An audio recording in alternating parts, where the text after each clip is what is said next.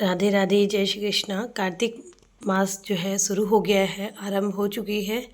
और ये देखिए, कार्तिक मास में ना तुलसी माता की पूजा करना, उनका विधिवत रोज सूर्योदय के पहले स्नान ध्यान कर कर के उनका नित्य कार्तिक मास में, अघन मास में इनकी पूजा आराधना का विशेष फल प्राप्त होता है, विशेष महत्व होता है। तो इसकी आज मैं आपको महत्व बताऊंगी, महत्तम बताऊंगी और महत्तम सुनाने वाली हूँ कार्तिक महीने की। और अभी हमारे लाला लाली जो हैं उठ चुके हैं, सुबह का टाइम है, आप देख सकते हैं। और ये अभी इस रूम में है क्योंकि वहाँ इनके जो रूम है वहाँ पे पुताई लिपाई का काम शुरू हो रहा है, इसलिए। तो चलिए, जय हो तुलसी मैया, सभी के घर में निवास कीजिए माँ लक्ष्मी रूपिणी, सरस्वती रूपिणी, जय मातेश्वरी।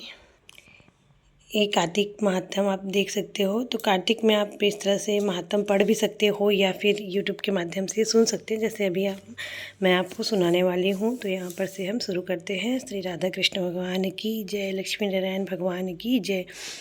सब प्रकार के विघ्नों का नाश करने वाले गणेश जी, सारी सृष्टि का पालन करने वाले भगवान विष्णु, ज्ञान की दाता सरस्वती जी, सब पुराणों के कर्ता श्री व्यास जी तथा सभी ज्ञानी जनों के चरण कमलों में नमस्कार करके भगवान की श्रद्धा और भक्ति रस में डूबे हुए कार्तिक मास की कथा कहता हूँ।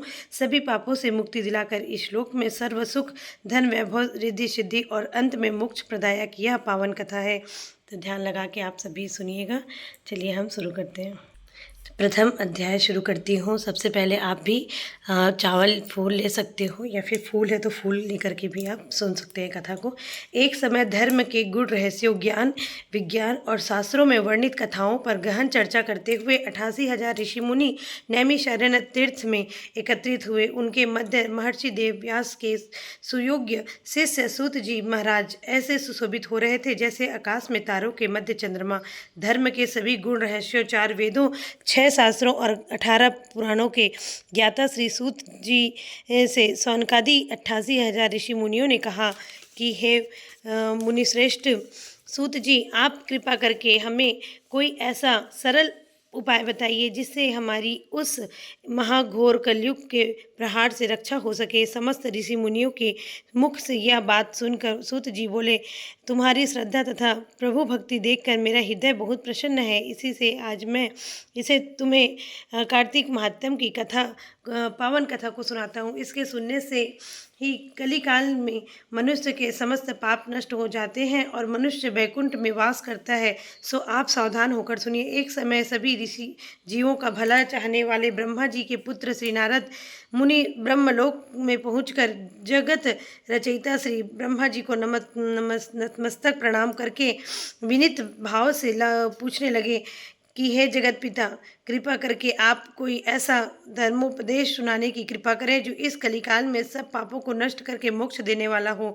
नारद जी की श्रद्धा युक्त बात को सुनकर ब्रह्मा जी बोले कि हे पुत्र, तुमने संसार के कल्याण हेतु यह बात पूछी है तो तुम्हारी भगवान के चरणों में सच्ची श्रद्धा और भक्ति देखकर आज मैं तुम्हें कार्तिक मास का पावन महात्म्य सुनाता हूँ, जिसके पढ़ने और श्रवण करने से मनुष्य के समस्त पाप नष्ट हो जाते हैं और वह इस संसार में सुख भोग कर अंत में वैकुंठ धाम को प्राप्त करता है। यह कार्तिक मास भगवान को अत्यंत प्रिय है। कार्तिक मास में किया हुआ व्रत, दान, नियम, संयम, पूजा पाठ, कथा श्रवण और भगवान के नाम का जप व कीर्तन अत्यंत फल प्रदान करने वाला है। कार्तिक मास में भगवान का गुणगान वाद सब प्रकार के फलदायक होता है। कार्तिक मास में भगवान के प्रति किया गया प्रत्येक धार्मिक कृत्य सबसे बढ़कर फल देता है। इसे बढ़कर कोई तप और यश नहीं है। तुमने संसार की भलाई के लिए यह उत्तम प्रश्न किया है, सो मैं कार्तिक मास के महात्म की पुण्यादि दायिनी कथा कहता हूँ। अब तुम श्रद्धा युक्त और सावधान होकर सुनो। कार्तिक स्नान करने वाले मनुष्य को प्रातः काल ब्रह्म मुहूर्त में उठकर शौचादि से निर्वृत होकर 12 अंगुल लंबी सुगंधित युक्त वृक्ष का दातुन करनी चाहिए। परंतु याद रहे कि श्राद्ध, सूर्य अथवा चंद्र ग्रहण और एकम अमावस्या, छठ, नवमी, एकादशी और रविवार को दातुन नहीं करनी चाहिए। चाहिए।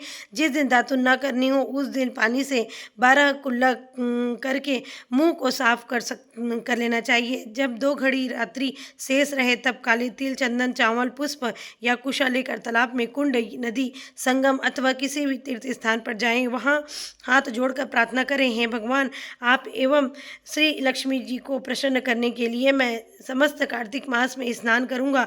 इस प्रकार प्रतिज्ञा करके श्री गंगा जी, श्री शिव जी और सूर्य देव और विष्णु भगवान का ध्यान करके नाभि पर्यंत जल में प्रवेश करके अच्छी तरह से स्नान करके फिर जल से बाहर निकल कर देवता, ऋषि और पितरों का तर्पण करें। स्नान करके भेड़ बकरी की धूल से बचना चाहिए तथा छींक, थूक, कुत्ता, कौवा, ऊंट, उल्लू आदि से भी बचना चाहिए। यदि भूलवश इनमें से किसी का स्पर्श हो जाए तो पुनः स्नान करना चाहिए। मिथ्यावादी और नीच प्रकृति वाले मनुष्यों से वार्तालाप नहीं करना चाहिए। इसके बाद षोडशोपचार विधि से भगवान का पूजन करना चाहिए। भगवान को अर्घ्य देवें और प्रार्थना करें कि हे भगवान, आप श्री राधा जी सहित मेरे इस अर्घ्य को ग्रहण कीजिए। इस प्रकार प्रार्थना करके आवाहन, पाद्य, अर्घ्य, आचमन, स्नान, वस्त्र, चंदन, अक्षत, पुष्प, धूप, दीप, नैवेद्य, तांबुल, पुंगी फल, दक्षिणा, नमस्कार, यह 16 चीजें मूर्ति को अर्पण करते हुए तुलसी की मंजरी से भगवान की षोडशोपचार पूजा आराधना करनी चाहिए। इति प्रथम अध्याय समाप्तम। तो ये इस प्रकार से मैंने प्रथम अध्याय जो है आपको सुना दिया है। और ऐसे ही पहले के लोग भी, हमारी दादी नानी जो थी और हमारी मम्मी भी थी, अभी भी बता देंगी मम्मी मेरी, कि वो भी तालाब में जाती थी नहाने। मतलब सुबह 4 बजे उन लोग उठते थे, कार्तिक नहाने जाते थे। तो यहाँ हमारे छत्तीसगढ़ में कार्तिक नहाना बोलते थे उसको। तो सुबह 4 बजे ब्रह्म मुहूर्त में उठ करके कार्तिक नहाने के लिए जाते थे, जिसमें जौ, तिल इत्यादि वो जो अभी विशेष आपको बताए हैं वो सारी चीज़ें पकड़ करके स्नान के लिए जब वो तालाब में जाती थी, फिर स्नान करके वहाँ से आकर के भगवान का विशेष पूजा अर्चना किया जाता था। इस कार्तिक मास में लक्ष्मी नारायण जी को समर्पित है ये कार्तिक महीना। और इसमें जब तब जितने आप फल, मतलब पुण्य कर सकते हो, जितने आप कर्म कर सकते हो, अच्छे कर्म करोगे तो अच्छा पद आपको मिलेगा, अच्छा आपका हर चीज़ अच्छा ही अच्छा होगा। इसलिए और विशेषकर इसमें जो आप छोटा सा भी अगर पुण्य करते हो ना, तो उसका विशेष तौर पे आपको बहुत बड़ा लाभ मिलेगा, बहुत बड़ा पुण्य मिलता है। हजारों करोड़ों गुना इसका यश जो है आपको प्राप्त होता है। अंत में आपको दुर्लभ मोक्ष की प्राप्ति होती है। जिस तरह की मोक्ष किसी को नहीं मिलता, उस दुर्लभ मोक्ष की भगवान आपको अपने श्री चरणों में यथास्थान प्रदान करते हैं। तो भगवान श्री राधा रमन जी की जय। और इस तरह से हमारा कार्तिक महीना का जो है मैं प्रथम अध्याय आपको सुना दी हूँ। द्वितीय अध्याय मैं कल सुनाऊंगी। राधे राधे, फिर मिलती हूँ।